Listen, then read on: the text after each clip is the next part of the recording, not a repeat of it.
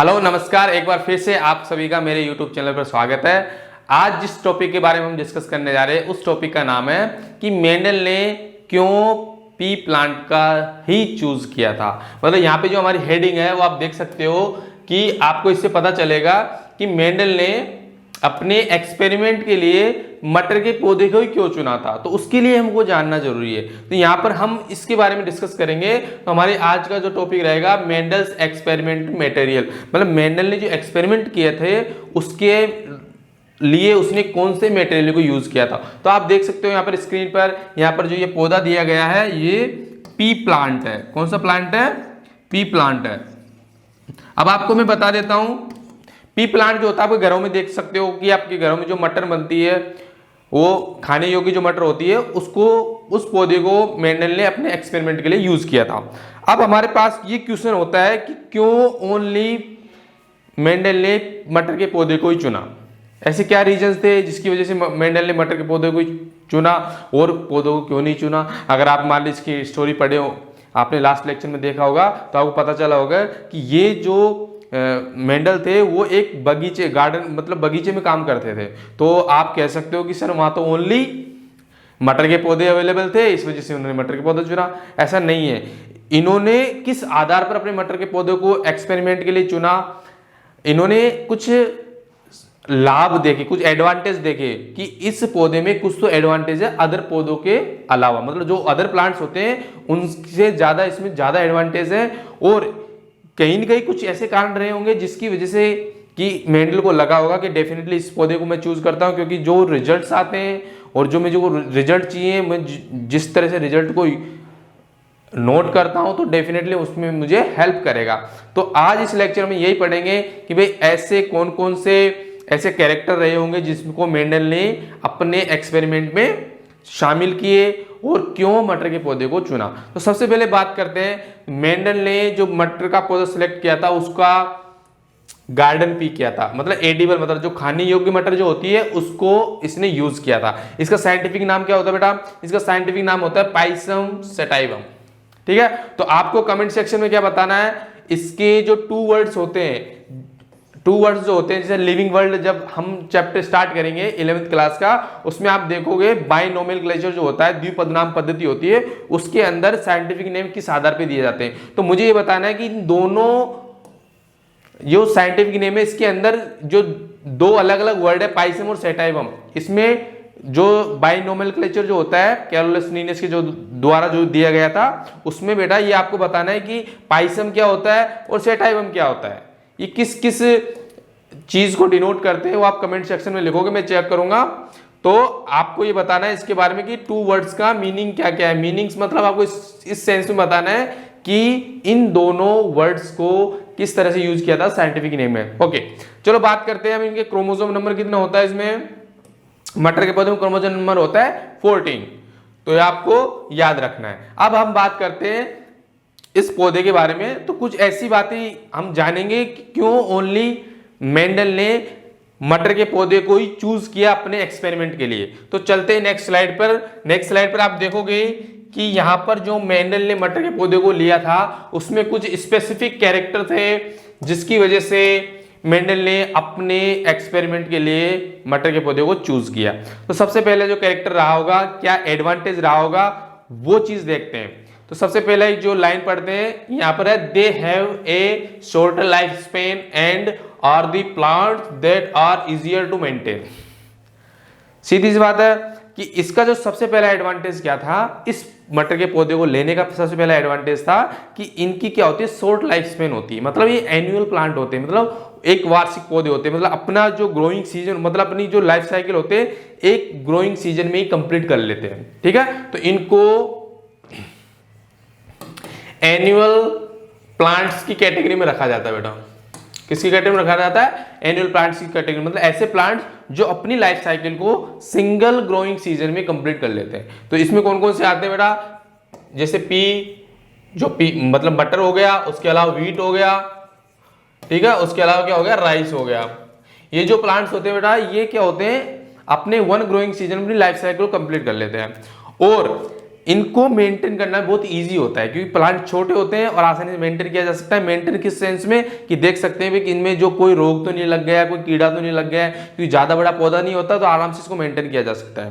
ठीक है, दूसरा पॉइंट देखते हैं, easy growth and minimum after care, मतलब आराम से ग्रो करता है और इसकी देखभाल कम करोगे तो भी ये अच्छे से ग्रो करेगा। ठीक है, अब बात करते हैं अवेलेबिलिटी ऑफ प्योर वेराइटीज। इसके अंदर क्या होती थी, अवेलेबिलिटी ऑफ प्योर वेराइटीज। आपको मैं बता दूं कि जो इसका जो फ्लावर होता है, जो मटर के पौधे का जो पुष्प होता है, जो फूल होता है, उसके अंदर क्या होता है बेटा, ये बाइसेक्सुअल होता है। बाइसेक्सुअल का मतलब क्या होता है, बाइसेक्सुअल मीनिंग होता है कि इसका जो फूल है उसके अंदर क्या होगा बेटा, मेल और फीमेल पार्ट दोनों एक साथ प्रेजेंट होते हैं। क्या होते हैं, दोनों एक साथ प्रेजेंट होते हैं। इससे क्या एडवांटेज होता है बेटा, इससे ये एडवांटेज होता है कि जो इसका मेल पार्ट होता है, जो पोलन ग्रेन्स होते हैं, इसके जो फीमेल पार्ट होता है उस पर ही गिरता है। इससे क्या होता है, अदर जो पोलन ग्रेन्स होते हैं उसका इंटरफेयर नहीं होता।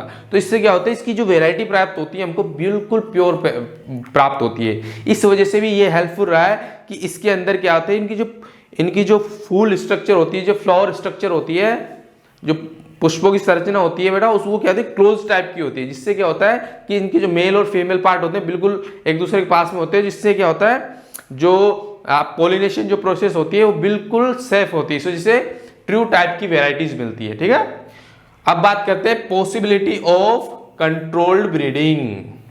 ठीक है, कंट्रोल ब्रीडिंग। इससे पहले मैं एक पॉइंट और बता देता हूं, इजीली डिटेक्टेबल कंट्रास्टिंग कैरेक्टर। अब ये क्या होता है बेटा पौधा, कि आपको मैं वापस फर्स्ट स्लाइड पे लेके जाता हूं।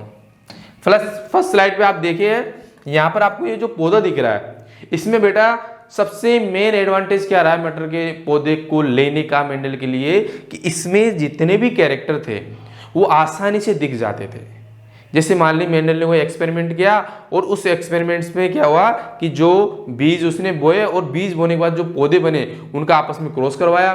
क्रॉस करवाने के पश्चात जो नए पौधे उनको प्राप्त हुए, तो उसमें आराम से उसको पता चल जाता है कि कौन सा पौधा लंबा हुआ है, कौन सा पौधा बोना हुआ है, और किस पौधे के जो फूल है वो बैंगनी कलर के, किसके सफेद कलर के, और किसकी जो ये फली होती है ना बेटा, मटर की जो फली होती है, ठीक है, ये जो मटर की जो फली होती है इसके अंदर भी आपको देखने को मिल जाएगा कि आराम से इनको आप पहचान सकते हो कि कौन सी फली फूली हुई है, कौन सी फली सिकड़ी हुई है। तो ये जो कैरेक्टर थे ना, मतलब इजीली डिटेक्टेबल थे। ये जितने भी लक्षण थे वो आराम से ऑब्जर्व किए जा सकते थे। इस वजह से क्या हुआ, मेंडल को सबसे अच्छा इस प्लांट में ये लगा कि इसमें जितने भी कैरेक्टर थे आसानी से डिफरेंशिएट किया जा सकते हैं, अलग अलग देखे जा सकते हैं। ठीक है, तो इस वजह से भी मेंडल ने इस पौधे को चूज किया था। तो चलते हैं हमारे नेक्स्ट पॉइंट पर।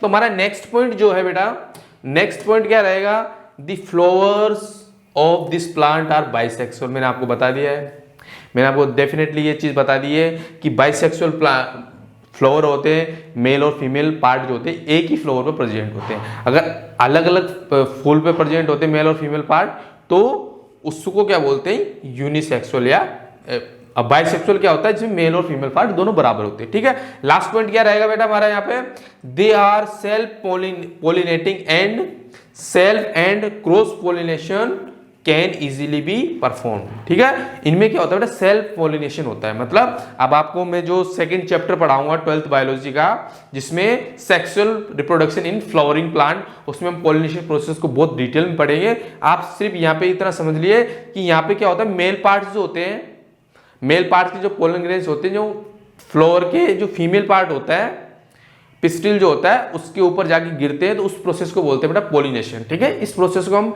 12th बायोलॉजी का जो सेकंड चैप्टर आएगा sexual reproduction in flowering plant, उसमें डिटेल में पढ़ेंगे। ठीक है, तो यहाँ पर जो ये क्या होता है, क्लोज्ड स्ट्रक्चर होने की वजह से, बाइसेक्सुअल होने की वजह से इसमें सेल्फ पोलिनेशन और क्रॉस पोलिनेशन भी आराम से करवाया जा सकता है। ठीक है, अब बात करते हैं बेटा कि इनमें कुछ ऐसे कैरेक्टर रहे इजीली डिटेक्टेबल। तो हम इस चीज की चर्चा करेंगे अब कि ऐसे कौन से कैरेक्टर रहे, ऐसे कौन से लक्षण रहे थे जिनको मेंडल ने अपने एक्सपेरिमेंट में यूज किया, ऐसे कौन कौन से कैरेक्टर सिलेक्ट किए। तो आपको मैं बता दूं कि बेटा क्या होता है कि जब मेंडल ने क्रॉस करवाया तो कुछ पौधे उनको मान लीजिए बोने प्राप्त हुए, कुछ लंबे प्राप्त हुए। तो उन्होंने ये डिस्कस निकाला कि कुछ एलील जो होते हैं, आपको मैंने बताया था कि जैसे हाइट के लिए मैं मान लेता हूँ कि कैपिटल टी ये लंबे के लिए होता है और स्मॉल टी क्या होता है, बोने के लिए होता है। अगर इससे जो प्लांट बनेगा बेटा, ये क्या बन रहा है बेटा, टॉल, मतलब लंबा, वो पौधा क्या होता है, लंबा होता है। तो इससे क्या पता चल रहा है कि यहाँ पर जो ये कैपिटल टी है, ये जो एलील है, जीन क्या हुआ यहाँ पे, जीन ये लंबाई को शो कर रहा है, लेकिन इसका एलील क्या होता है, एक तो डोमिनेंट है और एक रिसेसिव है। ठीक है, तो डोमिनेंट एलील क्या होगा, इसके इफेक्ट को दबा देगा, किसके, स्मॉल टी के इफेक्ट को। तो बनने वाला जो पौधा होगा बेटा, वो क्या होगा, टॉल होगा, मतलब लंबाई में बड़ा होगा। उसी टाइप से क्या होगा, बहुत से ऐसे कैरेक्टर मेंडल ने सेलेक्ट किए और उसके आधार पर अपने हाइब्रिडाइजेशन एक्सपेरिमेंट्स किए।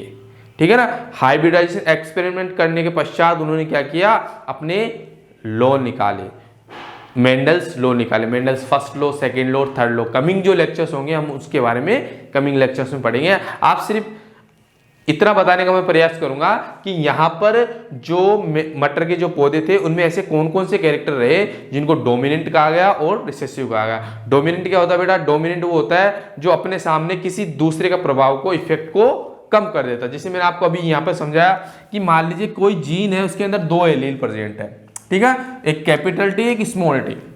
कैपिटल टी क्या होता है, ये एलील क्या चाहेगा कि पौधा हमेशा लंबा हो, और रिसेसिव क्या चाहेगा, बोना हो। लेकिन जब दोनों साथ में होते हैं तो क्या होगा बेटा, तो पौधा लंबा होगा। तो इसका मतलब क्या हो, ये तो डोमिनेंट हो गया, ये रिसेसिव हो गया। अब डोमिनेंट को आप ऐसे समझ सकते हो, जैसे मान लीजिए आपकी मम्मी घर पे खाना बना रही है, ठीक है, और खाना बनाते समय आपके बड़े भाई आ गए, तो पहली रोटी बन रही है तो आपको बिल्कुल शांत रहना होगा, क्योंकि आपके बड़े भाई आपके ऊपर डोमिनेंट है, तो वो कहीं मैं खाऊंगा पहले, तो आपको चुपचाप खड़ा रहना पड़ेगा। तो आपके भाई क्या हो गए, डोमिनेंट हो गए, और आप क्या हो गए, रिसेसिव हो गए। उसी टाइप में क्या होता है बेटा, यहाँ पर जो डोमिनेंट होता है अपना इफेक्ट बता देता है और रिसेसिव एक्सप्रेस नहीं कर पाता है।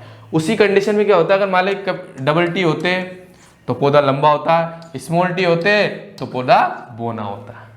ठीक है ना, इस टाइप में जो इनके मेंडल्स के लॉ के बारे में जो कमिंग लेक्चर्स होंगे उसमें हम डिटेल में पढ़ेंगे। ठीक है, तो अब डिस्कस करते हैं बेटा कि मेंडल ने ऐसे कौन कौन से 7 कैरेक्टर चुने जिनको उन्होंने अपने एक्सपेरिमेंट्स में शामिल किया और उसके बेसिस पे मेंडल्स के लॉ दिए। ठीक है, तो आपको एक टेबल दिखा रहा हूं यहाँ पे, इस टेबल में आपको मैं समझाने का कोशिश करूंगा कि कौन कौन से ऐसे 7 कैरेक्टर रहे थे। ठीक है, तो यहाँ पर देखिए बेटा, जो 7 कैरेक्टर रहे थे, सबसे पहले मैं आपको बता देता हूं कि यहाँ पे डोमिनेंट और रिसेसिव में हमने 2 पार्ट्स में डिवाइड कर दिए कि कौन कौन से ऐसे कैरेक्टर थे जो उस प्रैक्टिकल और इस एक्सपेरिमेंट्स के दौरान डोमिनेंट पाए गए और रिसेसिव पाए गए। ठीक है, तो यहाँ पर बेटा क्या होता है, हाइट को लेते हैं तो यहाँ पे टॉल जो होता है वो क्या होता है, डोमिनेंट होता है, और शॉर्ट क्या होता है, रिसेसिव होता है। मतलब इसका जो कैपिटल टी और इसका स्मॉल टी अगर दोनों साथ में आ गया तो हमेशा जो कैपिटल टी होगा वो एलील अपना इफेक्ट बता देगा। उसी प्रकार सीड शेप को देखते हैं, यहाँ पे जो राउंड सीड शेप होता है बेटा वो हमेशा डोमिनेंट होता है, किस पे, रिंकल्ड पर। सिकुड़े हुए सीड जो होते हैं, बिल्कुल सिकुड़े हुए, उनके ऊपर डोमिनेंट होते हैं। और यहाँ पर सीड कलर की अगर बात करें तो सीड कलर में क्या होता है बेटा, येलो जो सीड होता है वो हमेशा ग्रीन के ऊपर डोमिनेंट होता है। तो ग्रीन जो सीड कोट कलर होता है ये नहीं होता है लिस्ट में। यहाँ पर आप ले लो बेटा फ्लावर, क्या ले लो, फ्लावर कलर ले लो। तो फ्लावर कलर जो होता है बेटा, फ्लावर कलर में ग्रीन नहीं होता है, यहां पर होता है बेटा वायलेट। बैंगनी कलर जो होता है बेटा व्हाइट पे डोमिनेंट होता है, किस पे, व्हाइट पे डोमिनेंट होता है। मैंने एक टेबल ली है तो इसके आधार पर बताओ ये जो कैरेक्टर जो आएगा उसमें फ्लावर कलर लेते हैं, फ्लावर कलर वायलेट, मतलब बैंगनी जो होता है वो व्हाइट पर डोमिनेंट होगा। मतलब इसका जो एलील होगा, वायलेट कलर का जो एलील होगा वो हमेशा व्हाइट कलर के एलील के पास अगर आता है तो जो इफेक्ट दर्शाएगा वो कौन सा दर्शाएगा, वायलेट, बैंगनी कलर दर्शाएगा। उसी प्रकार में बात करता हूं पोड शेप की, मतलब फली का जो आकार क्या होता है, फली अगर मान ली इन्फ्लेटेड मतलब फूली हुई है, फूली हुई फली होती है वो सिकुड़ी हुई फली के ऊपर डोमिनेंट होती है, इसके कैरेक्टर पर डोमिनेंट होता है। टेंशन मत लीजिए, अगर आपको समझ में नहीं आ रहा तो आप कमेंट सेक्शन में लिख सकते हो और आप अपना डाउट वहां पे लिख सकते हो, डेफिनेटली मैं उसका रिप्लाई करूंगा। और उससे पहले अगर आपने मेरे चैनल को सब्सक्राइब नहीं किया तो प्लीज सब्सक्राइब कर लीजिए। और आपके जितने भी फ्रेंड्स हैं जो नीट की बायोलॉजी की प्रिपरेशन करते हैं या फिर साइंस से रिलेटेड जो 12th बायोलॉजी में है उनको जरूर शेयर कीजिए और उनको बोले कि सब्सक्राइब करें, जिससे मेरे कंटिन्यू जो वीडियो आएंगे उनको कभी मिस ना कर सके। और आपका जो सिलेबस है मैं प्रॉपर तरीके से आपको करवाऊंगा, बॉटनी और जूलॉजी के प्रॉपर लेक्चर आपको मैं प्रोवाइड करवाऊंगा। तो आप प्लीज़, अगर आपको कोई डाउट आता है तो डेफिनेटली आप कमेंट सेक्शन में लिख सकते हो, मैं उसका रिप्लाई करूंगा आपको, ठीक है। और नेक्स्ट क्लास में भी उसको मैं मेंशन करने की कोशिश करूंगा। तो बेटा हम बात कर रहे थे मेंडल के 7 कैरेक्टर्स के बारे में, जिसके लिए मेंडल ने अपने एक्सपेरिमेंट किए। अब बात करते हैं जो 6 नंबर का जो कैरेक्टर था वो कौन सा था, कि अगर मान ली पोर्ट कलर जो होता है, कलर यहाँ पर ग्रीन जो होता है येलो के ऊपर डोमिनेंट होता है, ठीक है। आप एक लिस्ट बना सकते हो, जिससे आपको पता चल जाए कि कौन कौन से ऐसे कैरेक्टर हैं जो मेंडल ने अपने एक्सपेरिमेंट के लिए चुने गए थे। और आपको हमने बता दिया कि मेंडल ने मटर के पौधे को ही क्यों चुना, तो वो भी मैंने बता दिया। अब बात करते हैं फ्लोर पोजीशन जो होती है बेटा, यहाँ पर एक्सियल जो होती है वो टर्मिनल के ऊपर डोमिनेंट होती है। एक्सियल मतलब जो, अगर मान ली कोई भी प्लांट है तो टॉप पे अगर फ्लोर नहीं होगा ना, वो साइड में जो फ्लोर होगा वो जो टॉप पे फ्लोर होता है ना उसके ऊपर डोमिनेंट होता है, ठीक है। तो अगर मान लीजिए आपको इन चीजों के बारे में जो भी डाउट आता है वो कमेंट सेक्शन में लिखिए। अगले लेक्चर में हम मेंडल के बारे में जो हमने पढ़ चुके हैं उसके बारे में पढ़ेंगे, जेनेटिक्स के बारे में हम क्या क्या चीज़ें हम आगे पढ़ाने वाले हैं, और कौन कौन सी ऐसी जो एलील हो गया, जीन हो गया, होमोजाइगस, हेटेरोजाइगस, जितनी भी डेफिनेशन है मैं लास्ट लेक्चर में आप डिस्कस कर चुका हूँ। अगर आपको ने मेरा वो पहला वीडियो नहीं देखा है तो आप जाके उसको देखिए, उसमें मैंने बेसिक टर्मिनोलॉजी बताई है, कुछ ऐसे ऐसे वर्ड बताएं जिनको आपको समझना बहुत जरूरी है, और जेनेटिक्स में वो बार बार रिपीट होंगे, ठीक है। तो आज के लिए इतना ही मेरे प्यारे बच्चों, और नेक्स्ट वीडियो में मैं आपको जेनेटिक्स के बारे में डिस्कस करूंगा और आपको बताऊंगा कि ये जो 7 कैरेक्टर थे इनका कैसे यूज़ किया गया, कैसे उन्होंने अपने एक्सपेरिमेंट किए और कैसे उन्होंने अपने नियम दिए, मेंडल्स के जो नियम थे उसके बारे में पढ़ेंगे। आज के लिए इतना ही, धन्यवाद, जुड़े रहिए और thank you so much for watching our videos.